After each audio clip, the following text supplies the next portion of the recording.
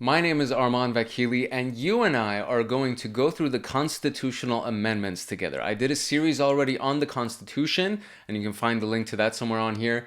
And if you haven't read through the Constitution, I would recommend you go through it. It's a very enlightening experience. And the reason that we're doing this mainly is because if you're a citizen in the States or a resident, and you kind of want to know what you can do and you can't do, what the rules and regulations of the United States are. That's basically what the Constitution and the amendments are. And the second reason, which in my opinion is the more important reason, is for us to know as a people, so for you and I to know as the people, that we actually have the power. The power is to the people. And as we go through the amendments and you go through everything, you'll kind of come to that conclusion yourself as well. And the reason why this is important is because the media, mass media, wants to make us believe that the power is actually in the hands of a select few.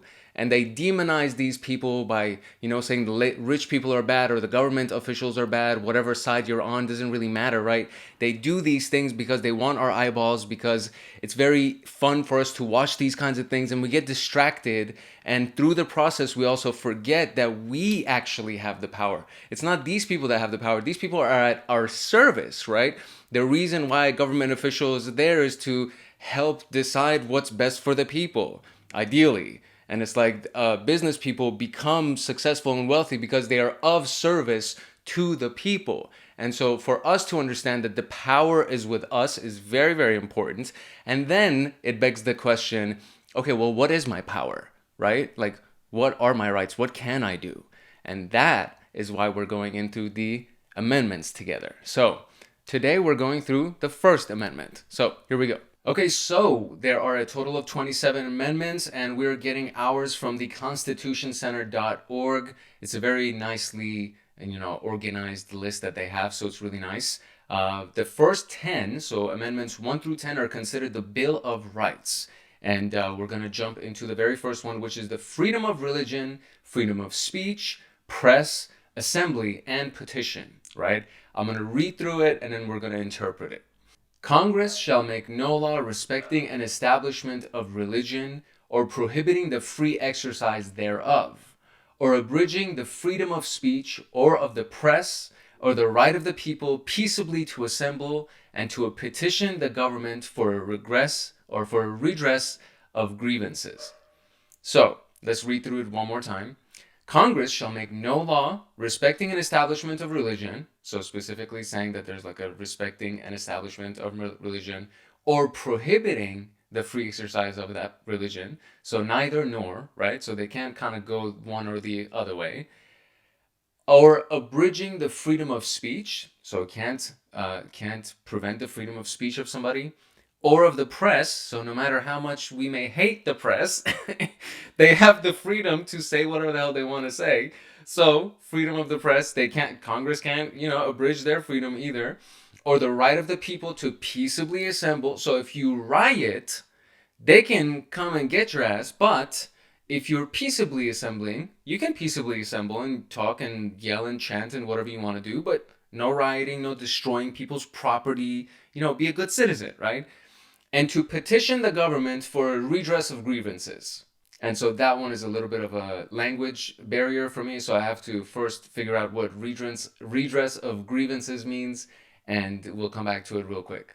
Okay, so this is what it means. The right to petition the government for redress of grievances is the right to make a complaint to or seek the assistance of one's government,